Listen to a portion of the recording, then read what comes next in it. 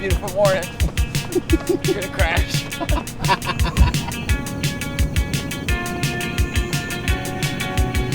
I should set this up in the shade? I always set it up in the middle. Yeah, it's so foggy. How long will it take to acclimate? A few minutes. By the time you're done warming up, for sure.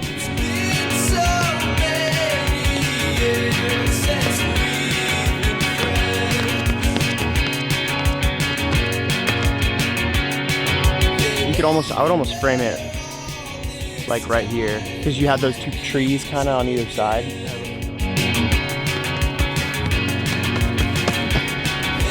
All right, we're in hot and humid Lakeland, Florida. Brother, I cannot believe I grew up in Florida in this weather. I mean, it was very similar in Pensacola, Florida. But Connor is an old friend of mine. Connor and I go way back to my Mayhem days. He is now one of my clients, and I'm sure we'll get into his story a little bit more, but he is a athlete, coach, and therapist, and deals with regulating athletes' nervous system, which is super niche and probably something we'll get into a little bit more. But it's been really cool to see him on his journey, and he's really stepping into social media and wanting to create better content.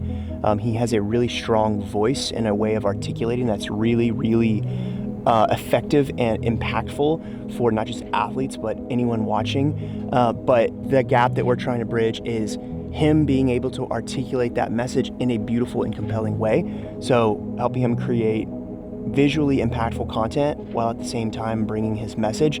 So I'm spending the next 2 days with him in person, in his environment, hands-on, just to kind of guide him through his daily routine, different areas that he films, to get him comfortable in those environments and provide him with the frameworks and structure and systems to do that. What's your thought process when you get different shots out here? Right now, I don't know, if I don't know what I'm gonna do with clips, kind of like yesterday when I was working out, I didn't have anything envisioned.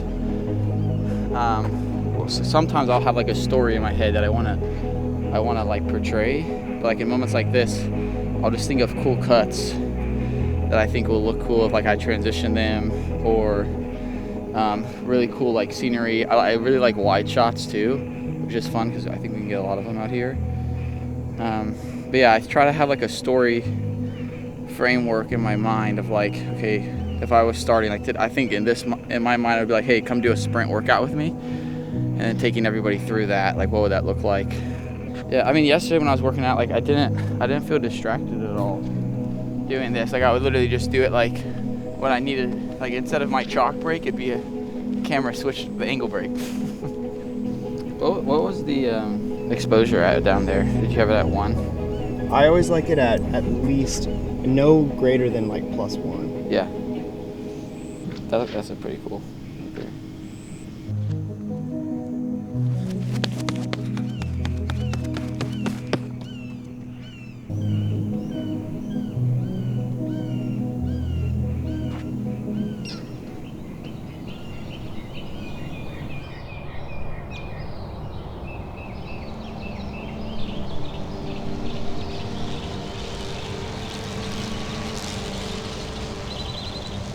So you're gonna keep it there the whole workout? Just for this one, yeah, because I just want to see what it. I think that'll be good.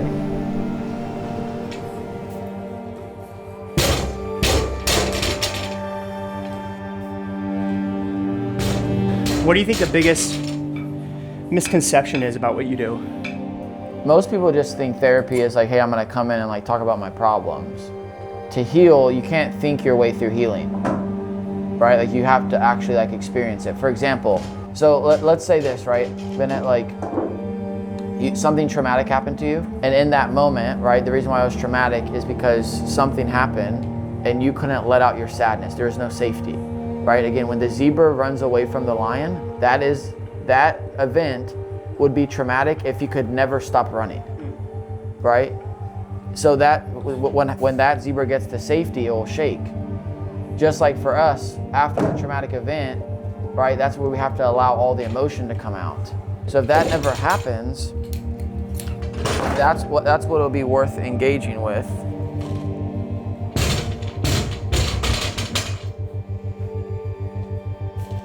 So part of why therapy can be so beneficial at times is because the more that we talk it all out, the more that you can get to the root. That's why a lot of the times in therapy, it'll take 4 to 6 sessions, sometimes way longer, depending on, you know, how effective it is, for somebody to even get to like what the problem is, because there's so much happening inside of them. What I do, not to fast track that, but like that's why I educate, because I want them to start to understand like the things that they're doing in a day that are keeping them from that. All right, this is the last one. Go, bro.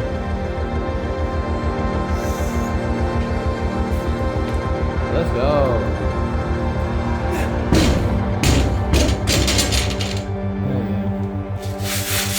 Good?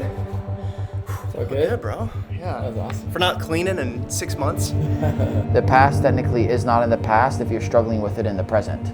People will always say like, I don't want to go and talk about my past because it's in the past, but you're struggling in the present because of it. And you're not actually in the present because you're still living out of the past. So therapy helps you to like actually heal from the past so that you can live in the present. Because if not, your nervous system is still prepped for war. It's still prepped for everything that you've embraced in your childhood that's never been engaged.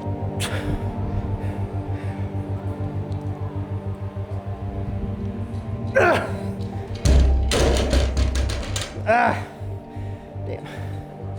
It's because I hadn't eaten breakfast this morning. Fuck. What do you say to athletes that claim that they have no trauma, like I was last night? Us saying we have no trauma would say that there is no brokenness in the world. And again, the truth, and when people say, oh, I don't have trauma, is because they're looking at it from the big T lens, right? You have capital A trauma, right? Which is like the abuse, the neglect, the abandonment, but also what is traumatic for our bodies is the small T trauma, emotional neglect, not being able to be soothed, not being able to be connected. Like that's just as traumatic, if not more at times, as big T trauma. And again, this is the biggest thing. Most people think trauma is the event, but trauma is what happens inside of your body because of the event, right? So it's like, it's the lack of an empathetic witness. So if we get into a car crash out in the middle of nowhere, we have no cell phone reception, and no one's coming to help us, that is going to be a lot more traumatic because of what's happening inside of us after we just got in a car crash, versus we get in a car crash and immediately help comes to be there for us. They take care of us. You know, let's say we have like a broken bone or something, like they're gonna soothe us. And that won't be as traumatic as if we had to like figure that all out by ourselves. Does that make sense? Yeah. So same thing from a small T perspective. What's gonna be more traumatic is if it's not that you fall down on your knees as a kid, is if you fall down on your knees as a kid by yourself and no one comes to help pick you up. That's what's gonna be traumatic for you, not the actual event. What do you say to people that are like, therapy is fake, therapy doesn't exist, or therapy's a hoax? I don't want to say everybody, but like, again, the people that will say like, oh, therapy doesn't work. Again, yeah, you could have a really bad therapist, but most people are unwilling to like engage with their shame. It's not easy for people to say, hey, like this is where I struggle, like this is where my mind goes and my brain goes, you know what I mean? And then they're like, oh, that's BS, like, so okay, I'm not gonna talk about that. Well, it's like, well, cool, then keep struggling with it. It's like, how's that praying going for you, buddy? How's reading your Bible every morning going for you? Like, again, like, we have to realize, like, Jesus didn't isolate himself all of the time. Like, he put himself out in front of people, right? So you have to be willing to do that, like, expose yourself. And if you don't ever expose yourself in community, like, you're never going to heal. You can have a lot of faith that God's going to heal your anxiety, but like, if you never allow yourself to be put in a situation where your soul's going to get worked on, like, it's just going to be really hard for you to ever like feel free from anything.